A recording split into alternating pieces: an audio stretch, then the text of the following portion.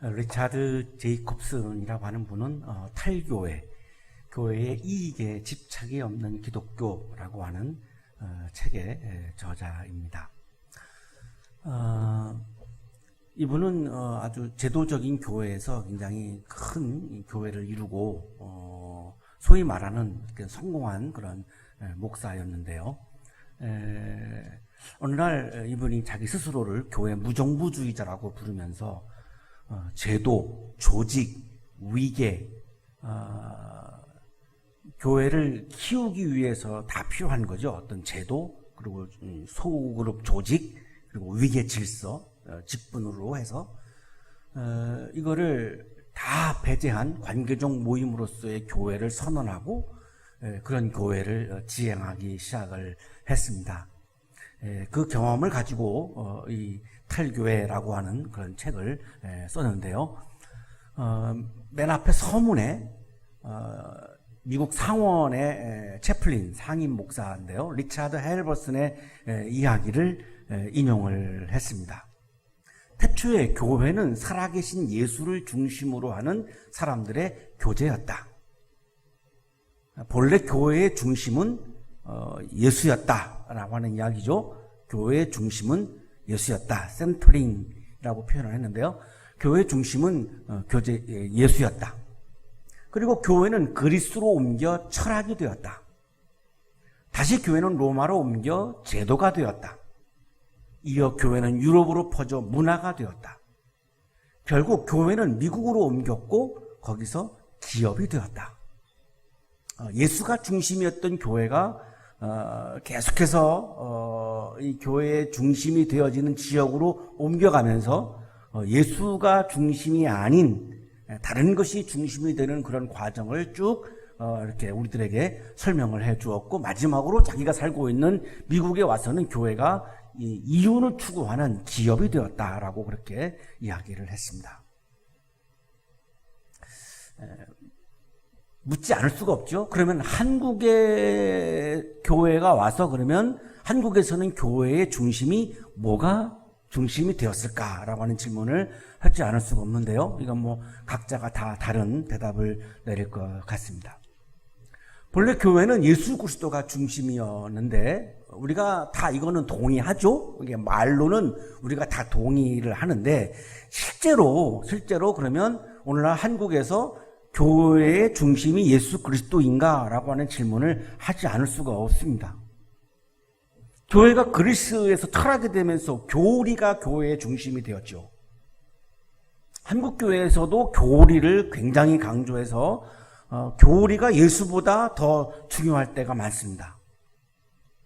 그러니까 예수님이 사랑하는 대상을 교리는 사랑하지 않습니다. 교리는 굉장히 이론적이고 논리적인 거기 때문에 드라이하기 때문에 예수님이 사랑하는 대상을 교리는 사랑하지 않습니다. 그런데 어떤 게 더 먼저냐? 한국교회에서는 교리가 더 먼저 될 때가 많습니다.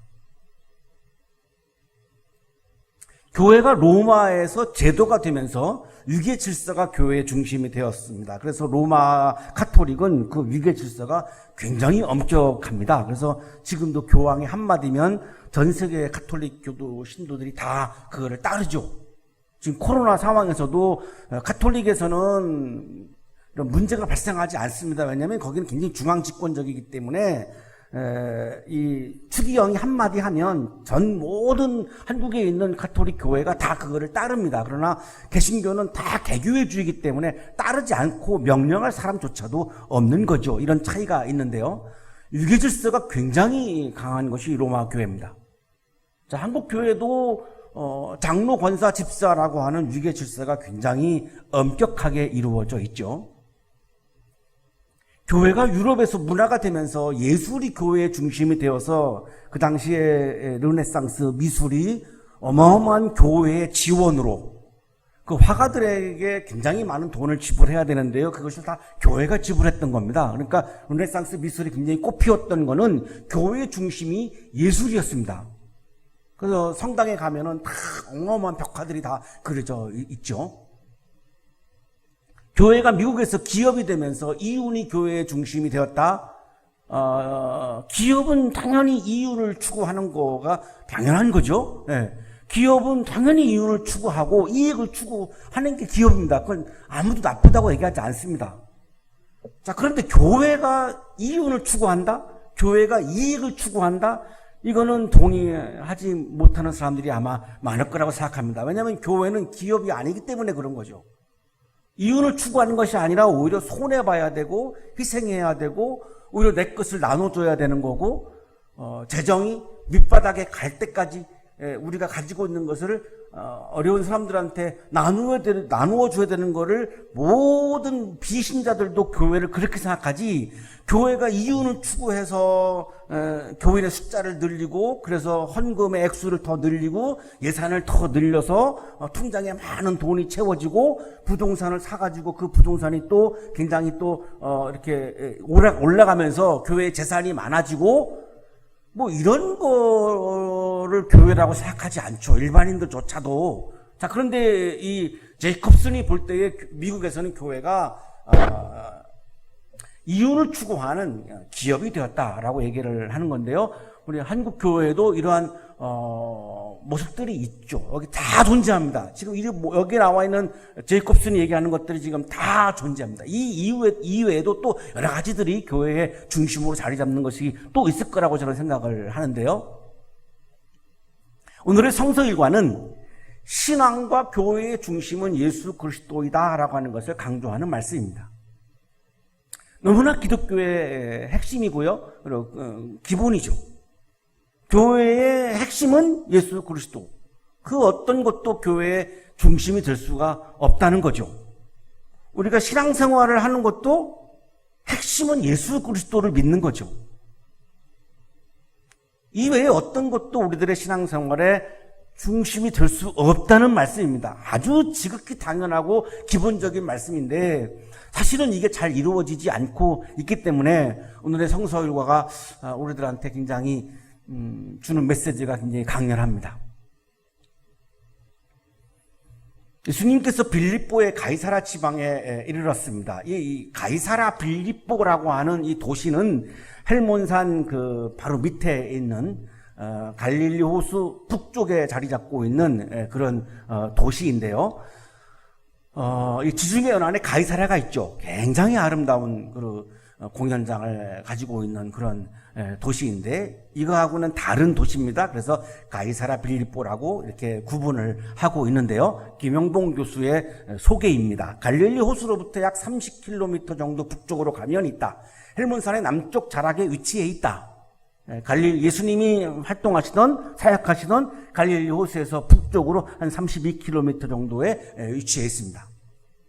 이게 왜 가이사라 빌립보가 되었냐면 헤롯 대왕이 로마 황제의 위탁을 받아서 이제 유대를 통치를 했죠. 이게 이제 분봉왕이라고 불렀는데요.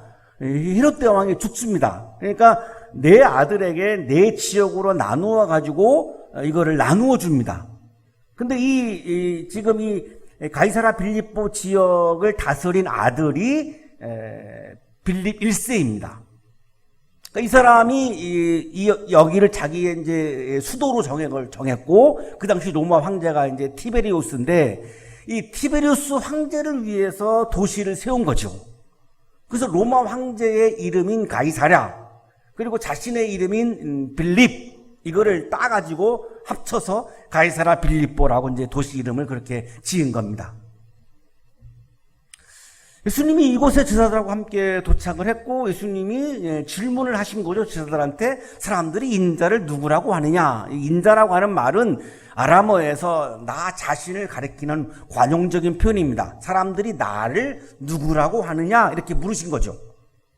궁금하셨던 것 같아요. 사람들이 예수를 누구라고, 정체성에 대한 질문인데요. 누구라고 생각하고 있지? 라고 아마 궁금하셨는지 이걸 질문을 한 거죠. 제자들이 대답을 했습니다. 세례자 요한이라고 하는 사람들도 있고 엘리야라고 하는 사람들도 있고 에레미야나 예언자들 가운데에 한 분이라고 하는 사람들도 있습니다. 그러니까 예언자 중에 한 사람이라고 생각했던 것 같습니다. 대부분의 그 당시 사람들은 세례 요한과 비슷한 시기에 이제 사역을 하셨는데 세례 요한과 메시지도 같고 그러다 보니까 예언자 중에 한 사람일 것이다 라고 하는 것이 당시에 많은 유대인들의 예수님에 대한 생각이었던 거죠. 이거를 전한 거죠. 예수님이 또 질문했습니다. 너희는 나를 누구라고 하느냐? 일반인 시민들은 예수를 예언자라고 보는데 그럼 너희는 나를 누구라고 하느냐? 라고 물은 거죠. 오늘날 우리 그리스도인들을 향한 예수님의 질문이기도 합니다. 나는 너에게 나는 누구냐? 너에게 나의 의미는 뭐냐? 예수라고 하는 존재가 너에게 어떤 의미를 가지고 있는 거냐? 너는 예수를 어떻게 생각하고 있느냐? 라고 물은 거죠.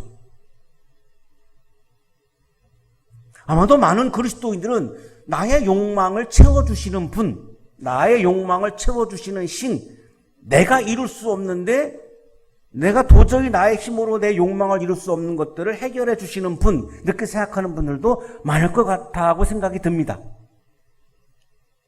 시몬 베드로가 대답합니다. 선생님은 살아계신 하나님의 아들 그리스도십니다.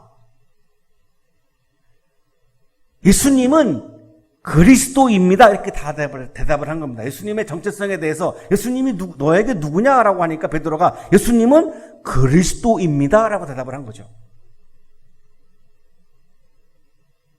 오늘날 이 대답이 우리들에게 있을까요? 한국의 그리스도인들에게 예수는 그리스도입니다. 라고 하는 대답이 있을까요? 베드로의 본래 이름은 히브리어로 시므온입니다. 이 시므온의 그리스어 형태가 시몬입니다. 그래서 시몬 베드로라고 말하는 거고요. 원래 이제 유대인들은 시므온이라고 불렀겠죠. 이게 이제 히브리어니까. 예수께서 이 베드로 시몬에게 별명을 지어줬습니다. 그 별명이 페트로스입니다. 페트로스 헬라어인데요. 이 페트로스라고 하는 말은 바위라고 하는 뜻입니다. 그래서 이제 미국 사람들은 이 페트로스라고 하는 헬라어를 피터라고 바꿔서 부르는 거죠. 피터라고 부르는 거고 우리 한국에서는 이거를 베드로라고 부르는 겁니다. 근데 헬라어로는 페트로스죠. 페트로스. 바위를 뜻하는 말의 아람어가 게바입니다. 그러니까 당시 예수님의 일행들은 당시에 이제 주로 아람어를 생활 언어로 썼으니까요. 게바라고 불렀겠죠.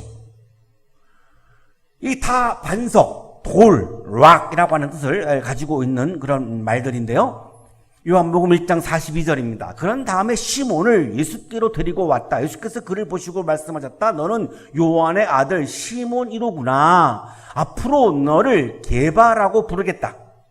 그러니까 예수님은 아람어로 게바라고 말씀을 하신 건데 이 게바를 헬라어로 바꾸니까 페트로스가 된 거죠. 신약성서는 헬라어로 썼으니까 이거를 페트로스라고 기록을 한 건데 예수님은 아마도 게바라고 이렇게 불렀을 가능성이 많죠.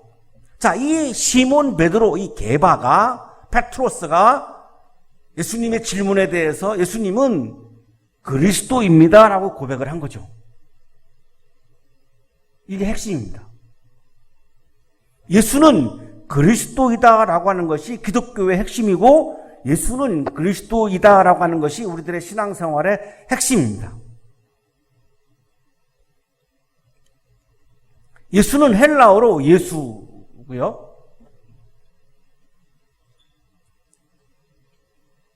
히브리어로 여호수아입니다. 우리 구약 성경에 나오죠. 여호수아. 그러니까 굉장히 많은 사람들이 가지고 있었던 당시에 유대인들 중에 굉장히 많은 사람들이 가지고 있었던 이름이죠. 예수의 헬라어가 잘못됐네. 하나가 빠졌네요. 히브리어로 여호수아고요. 라틴어로 예수스입니다. 예수스. 영국의 축구 리그 뭐죠? 그 프리미어 리그의 예수스라고 하는 축구 선수가 있는데요. 영어로는 지저스죠. 여호와는 구원이시다라고 하는 의미입니다. 예수라고 하는 말의 뜻은 여호와는 구원이시다라고 하는 말의 의미를 가지고 있는 단어이고 당시에 많은 유대인들이 예수라고 하는 이름을 사용했습니다. 오늘날 우리 한국에도 뭐 철수 그러면 굉장히 많은 사람들이 철수라고 하는 이름을 가지고 있죠. 흔한 이름이죠. 마찬가지입니다. 그러니까 예수는 2000년 전에 베들레헴에서 태어나서 나사렛에서 자라고 갈릴리에서 하나님의 나라를 선포한 요셉과 마리아의 아들 사람입니다. 역사적인 사람입니다. 한 지역에 태어나서 한 시대에 살았던 사람입니다. 이 사람이 바로 예수입니다.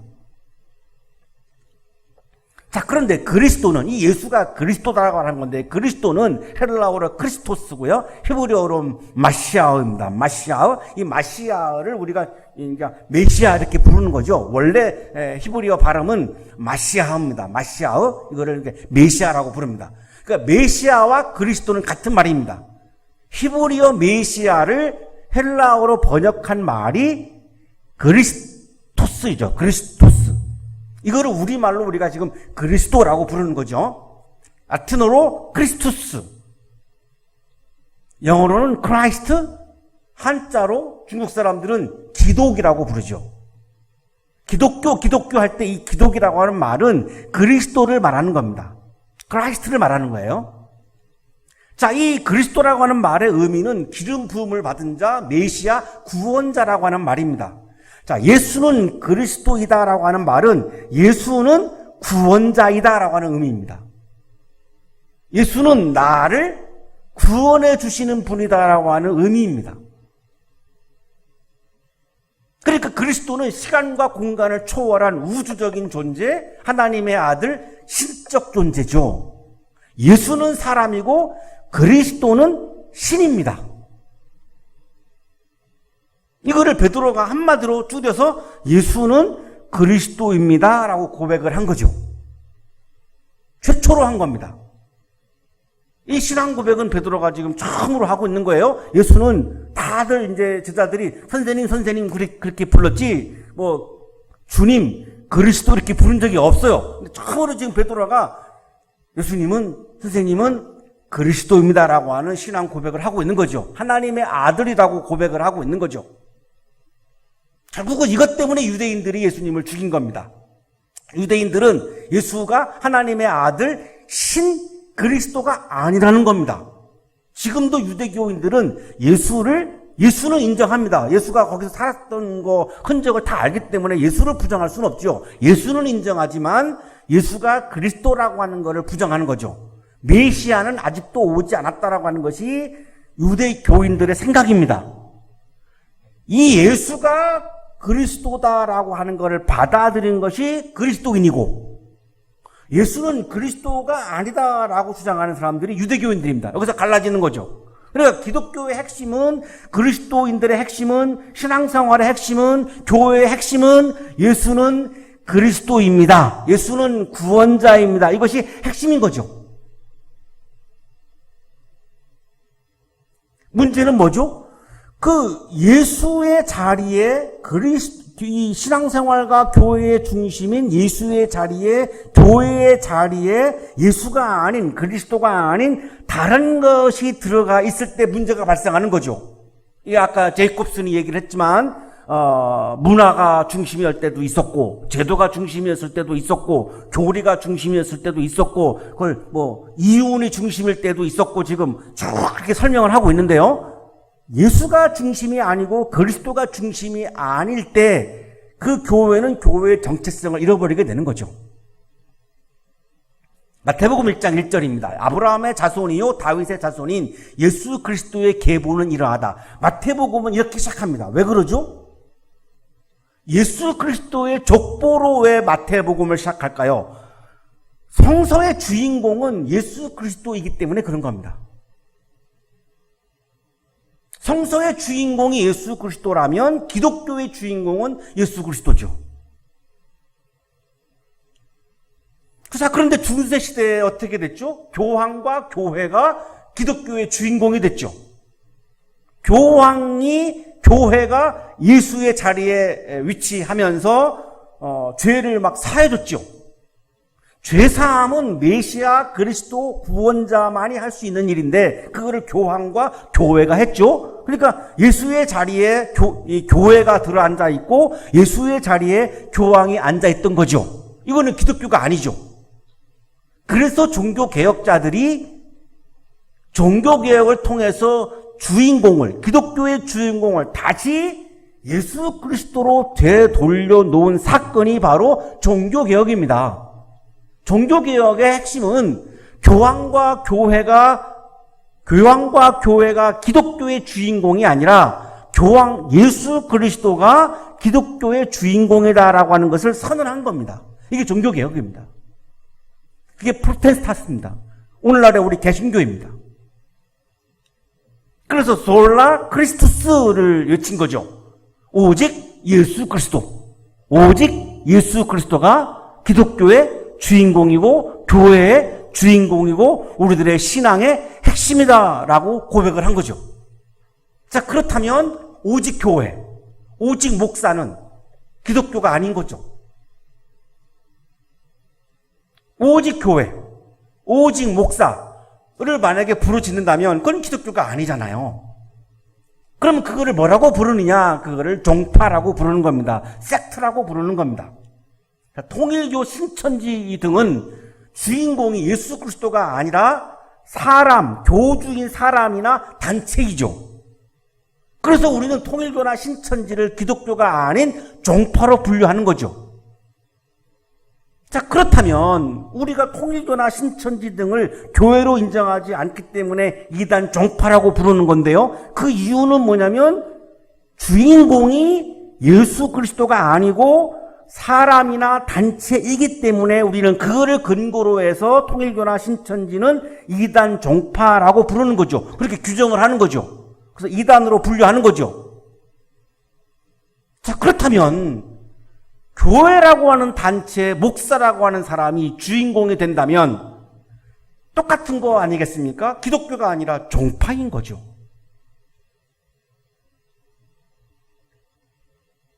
자, 오늘날 한국에 있는 교회들의 주인공이 예수 그리스도인가요? 교회인가요? 교회의 핵심이 교회인가요? 목사인가요? 아마 세 부류로 나눠질 것 같아요. 한국의 교회를 다 면밀히 분석한다면 예수 그리스도를 주인으로 모시는 교회가 있을 것이고요. 목사가 주인인 교회도 있을 것이고요. 역사를 자랑하면서 교회가 교회의 주인인 교회들도 있겠죠. 어떤 교회가 어디에 속한다라고 규정을 할 수는 없지만 어쨌든 분명한 것은 예수 그리스도가 주인이 아니고 중심이 아니고 단체, 교회라고 하는 단체나 사람인 목사가 주인인 경우는 교회는 아닌 거예요. 기독교가 아닌 거죠. 종파입니다. 그 신천지하고 통일교화를 우리가 종파로 분류하는 하고 똑같은 거죠. 기독교의 핵심은 예수 그리스도이죠.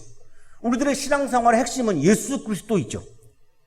그리스도인은 누구냐 하면 예수 그리스도를 믿는 존재입니다.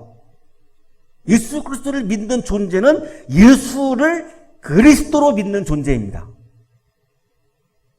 예수를 나의 욕망을 해결해주는 도깨비 방맹이 이렇게 생각한다면 그건 신앙이 아닌 거죠. 그건 기독교 신앙이 아닙니다. 예수를 그리스도로 나의 구원자로 믿는 존재가 그리스도인입니다. 왜 구원자가 필요하죠? 나는 이기적이고 죄인이에요. 저는 굉장히 이기적인 사람이에요. 그래서 저는 죄인이에요. 저 인정합니다. 저는 굉장히 이기적인 사람이고요. 그리고 저는 죄인이죠. 근데 제가 가지고 있는 능력으로는 도저히 의롭다 함을 여김을 받을 수가 없습니다.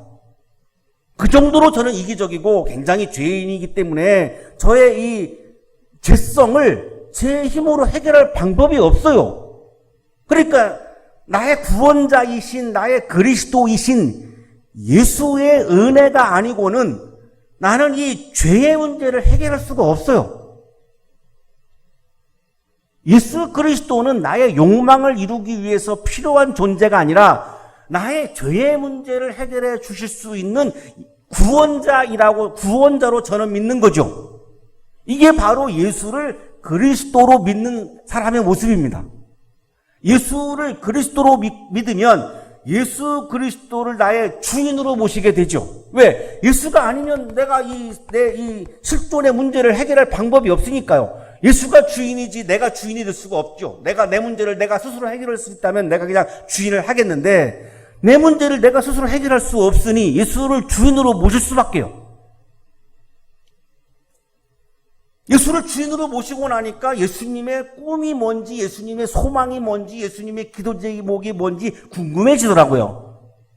그걸 봤더니 하나님의 나라예요.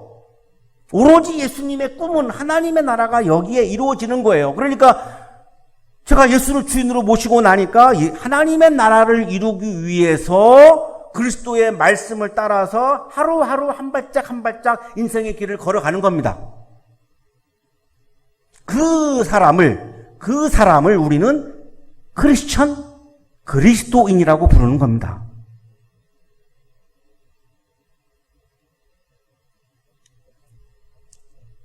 자, 그렇다면 내가 내 인생의 주인이다. 내가 목사니까 이 교회의 주인이다. 내가 장로니까 이 교회의 주인이다. 라고 하는 생각을 가지고 산다면 그 사람은 그리스도인이 아닌 거죠. 종파에 속해 있는 멤버일 뿐이지 그리스도인이라고 말할 수가 없는 거죠.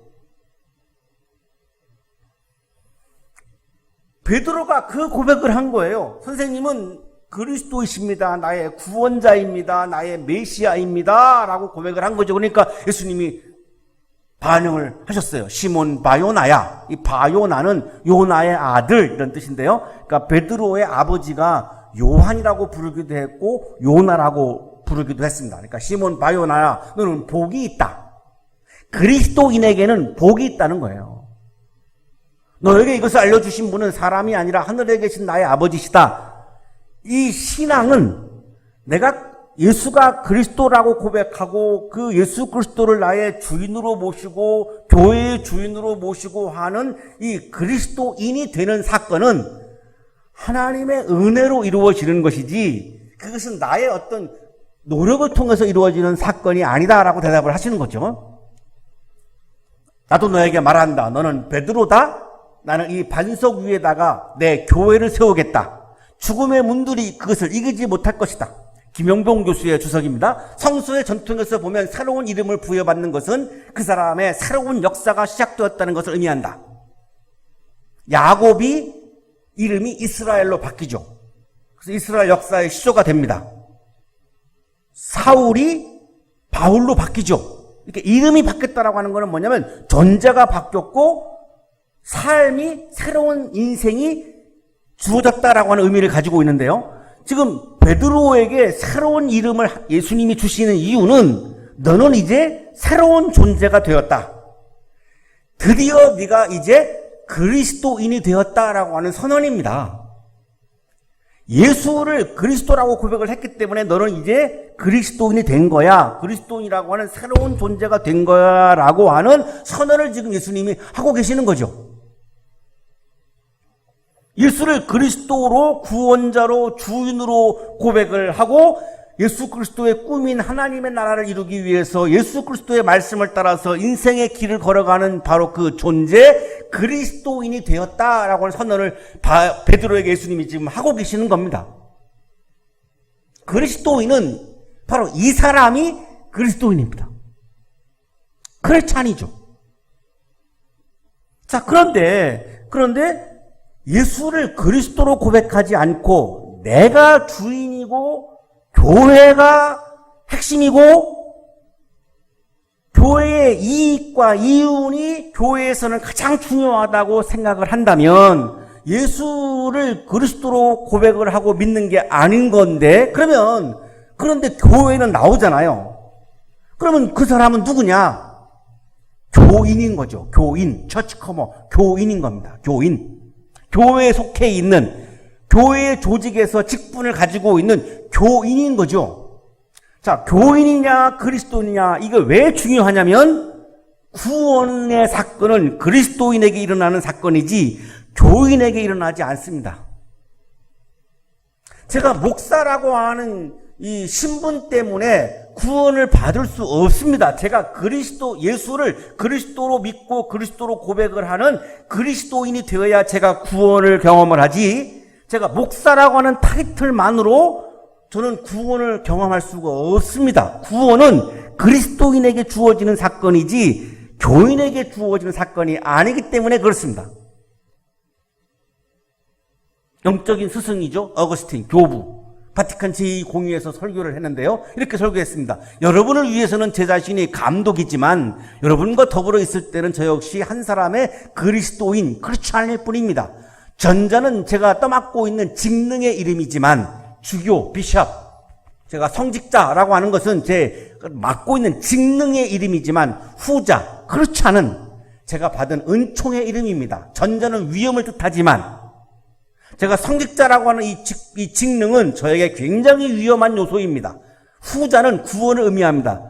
그리스도인, 크리스찬은 저에게 구원을 의미합니다. 구원은 그리스도인에게 일어나는 사건이지 교인에게 일어나는 사건이 아닙니다. 나는 이 반석 위에다가 내 교회를 세우겠다. 반석은 페트라고요. 교회는 에클레시아인데요. 자, 드디어 이제 교회라고 하는 용어가 나오는데요. 복음서 전체에서 교회를 예수님이 딱 2번 언급했습니다. 마태복음 16장 18절, 마태복음 18장 17절 딱 2번 언급했습니다. 그런데 오늘날 한국교회의 핵심은 교회죠. 예수님이 2번 언급하신. 양용희 교수의 설명입니다. 복음서에서 하나님의 나라 또는 하늘나라라는 표현은 113회나 나타나고 있는데 그중 72회는 예수 자신의 말씀 가운데서 사용된 경우들이다. 복음서 전체에 하나님 나라, 하늘나라가 나타나고 있는 횟수가 113회가 나와요. 예수님이 직접 말씀하신 횟수가 72회예요. 그럼 예수님에게 교회와 하나님 나라 중에 뭐가 더 중요했을까요? 이건 본문에 그냥 나와 있습니다. 마태복음의 51회, 마가복음의 16회, 누가복음의 41회, 요한복음의 5회가 나타나고 있는데요. 예수님에게 가장 중요한 것은 교회가 아니라 하나님 나라였습니다. 자, 그래서 19절에 가서 이렇게 말씀하시는 거죠. 내가 너에게 하늘나라의 열쇠를 주겠다. 자, 교회를 언급하신 다음에 그 다음에 하늘나라, 하나님 나라로 가죠. 왜? 교회는 하나님 나라를 위한 도구라는 겁니다. 교회는 목적이 되면 안 된다는 거죠. 교회가 우리들의 신앙생활의 핵심이 되어서는 안 된다는 거죠. 교회 자체가 교회의 핵심이 되어서는 안 된다는 거죠. 그러면 제이콥슨이 얘기한 것처럼 이기적인 교회가 되는 거죠. 이익을 추구하는, 이윤을 추구하는 교회가 되는 거죠. 내가 너에게 하늘나라의 열쇠를 주겠다. 내가 무엇이든지 땅에서 매면 하늘에서도 매일 것이요 땅에서 풀면 하늘에서도 풀릴 것이다. 김현봉 교수의 주석입니다. 가르침의 권위를 준 것이다. 베드로가 열쇠를 가지고 천국문을 연다는 것은 바른 가르침으로 사람들을 하나님 나라로 인도한다는 뜻이다. 또한 그가 메고 푸는 것은 사람들에게 할 것은 하게 하고 해서는 안 될 것은 일은 금지시키는 것을 가리킨다. 교회는 예수 그리스도와 하나님 나라를 위해서 존재하는 도구입니다. 하나님 나라를 위한 도구이고 예수 그리스도를 위한 도구입니다. 예수는 구원 사건을 통하여 지금 여기에서 하나님 나라를 경험하게 하는 그리스도이십니다. 예수는 우리들의 구원자이십니다. 이 신앙 고백을 통하여 예수님이 선언하신 것처럼 주님이 주시는 복이 충만한 그리스도인으로 살아가는 여러분의 삶이 되시기를 축복합니다. 거룩하신 주님,